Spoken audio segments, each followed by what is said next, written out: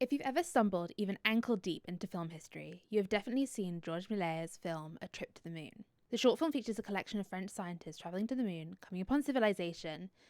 They promptly capture the natives and bring them back to Earth. The modern perspective, I hope, is, wow, that sounds a lot like colonialism. But for the film to have become so entrenched in the developing film landscape at the time, it had to have reflected the general cultural feeling at the time. And if France was making films like these, it makes you wonder what other cultures who relied even more heavily on colonialism to form a sense of national identity were producing. I am rather obtusely talking about England. So to satisfy my curiosity and growing homesickness, we're going to be taking a look back at the growing British film scene between 1890 to 1949 to try and deduce the cultural attitude on colonialism from its portrayal in cinema. A quick summary of how this is going to happen. We're going to take the highest earning film from each decade and analyse each of them using two questions. 1. How does it present the colonies of the people in the British Empire? And how does it present Britain itself? Having just said that, for the 1890s and 1900s, we're going to have to take a slightly different approach, as the concept of the modern box office didn't really exist. So I have no way to determine which was the highest grossing, and also the films were like a minute long and shown in collections, so how would I tell if one was particularly popular? We're going to be looking back at two major British filmmakers of the time, and how their work between 1890 and 1909 reflected the culture. First up, Burt Akers was a British director, producer and cinematographer who operated between the years 1894 and 1900. He directed such films as The German Emperor Reviewing His Troops and my personal favourite, Rough Sea at Dover. The first, however, listed on his IMDb to feature a colony in the British Empire, at least in reference, is the boxing kangaroo, which sees what I can only assume is a child boxing a small kangaroo. This is an example of a concept that stretches across most of the cinema of the time period, which is the presentation of foreign items or animals as peculiarities, almost as otherworldly. When watching films such as these, I can't help but think of the many artefacts currently sitting under glass in the British Museum, taken from their original homes to be presented as exotic to a British audience. The same must have happened to this kangaroo, a practice that didn't truly stop until 1979 with the halt of exotic animal sales at Harrods department store in central London. Animals from other countries have always been presented as something to ogle at rather than be preserved. I think in general there's just a lack of respect for these other countries' lands and natural ecosystems. So why is it a child? A frequent collaborator of Burt Akers, Robert William Paul, also has a sizable collection of directorial shorts between the years 1895 and 1910, which is a very convenient time span for me, thank you Mr. Paul. We're going to be skipping forward slightly to 1900 to look at his film titled Army Life, or How Soldiers Are Made, Mounted Infantry, which feels like maybe he should have just picked one title instead of the three he went with.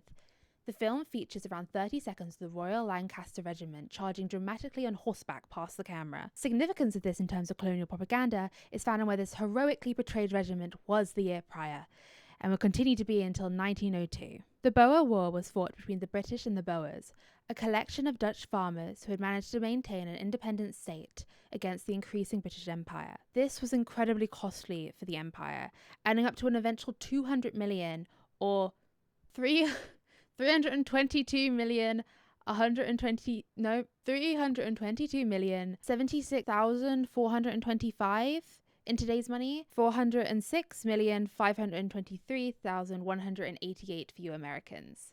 It was important this was seen as a big win for the taxpayers of the country, who were essentially funding said very expensive war. In terms of unforgivable war crimes, the British Army put tens of thousands of Boers in concentration camps. The conditions inside were so bad, over 40,000 Boers died of starvation and disease.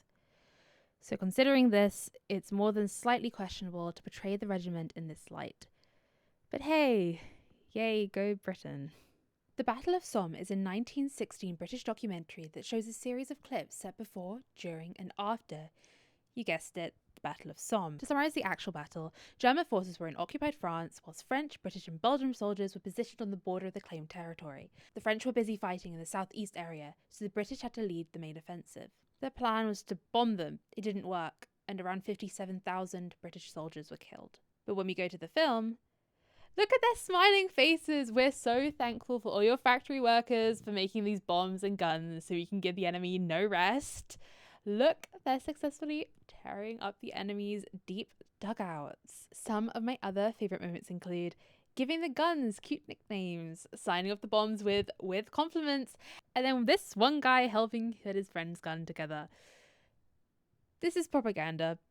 The film was produced in the midst of World War I, and although it doesn't mention the colonies under British rule, it does paint the forces still actively oppressing them as thoughtful freedom fighters. They even go out of their way to show British officers supposedly caring for the German prisoners of war.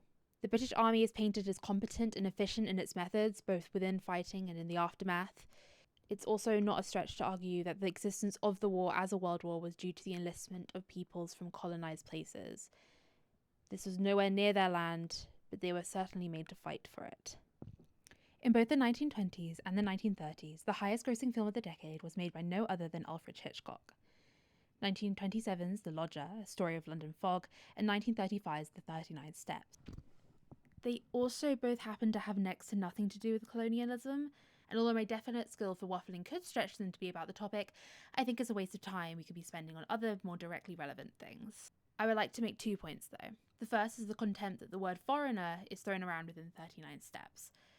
There is one point where the protagonist genuinely uses just the word foreigner to explain why 2 men outside are murderers, as if the fact they are other makes them dangerous. Again, England definitely has an overinflated view of itself as a paragon of morality. The second is, why did the woman tell the random man her whole backstory like you're a spy? You're a spy and you're clearly not very good. The 1940s saw the 1947 film The Life and Adventures of Nicholas Nickleby as the highest grossing British film that decade. It also saw possibly the most major developments in the decline of the empire. By August of 1947, India had gained independence from British rule, and over this decade and the next, slowly the entirety of British-ruled Africa would manage to free itself. The book on which this film is based was published in 1839. It's the third book by Charles Dickens ever published.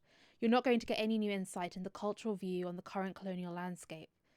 What you are going to get is a look into Britain's ever-increasing nostalgia for when they were a superpower. In 2016, as I'm sure anyone who is watching this is aware, the UK conducted a referendum to decide whether or not Brexit was going to happen. Britain's dramatic stage right from the EU. I remember very specifically that my dad wouldn't talk to my maternal grandparents for several months after they had voted to leave, and he had seen it as detrimental to me and my brother's futures, work opportunities and travel and all that. I asked them why. Boiled down to the idea that the EU was diluting British power and the power created from identity. My grandparents are from Zimbabwe. They were there whilst it was still a colony. They don't see themselves as immigrants. They voted against them. I love my grandparents, but they really seem to be fighting for a version of Britain which saw white English people as inherently above others. The British Empire has been dissolved for 77 years now, and yet one of the major factors in the decision that affected our current economic state and life in general was being made based on nostalgia of a time period that happened a century ago. That's why I think exploring the history of propaganda within the UK is so important even now. It shaped a cultural idea of us as a country within ourselves that we still haven't managed to break. We are not a global superpower. I say that as if it's a revelation. It's not to anyone except everyone who lives in England. There is such a desperation to hold on to the cultural identity we used to have. I think it's one of the main reasons we haven't given anything back in the British Museum. It's why reparations are never going to be a real conversation on Britain's side. It's why the country is never really going to recover from the rut it's been stuck in politically and definitely economically. Unless it changes. Unless everyone who lives there realises the world's changed and it's moved on without them. Thank you for listening. I'm going to go pack to head home.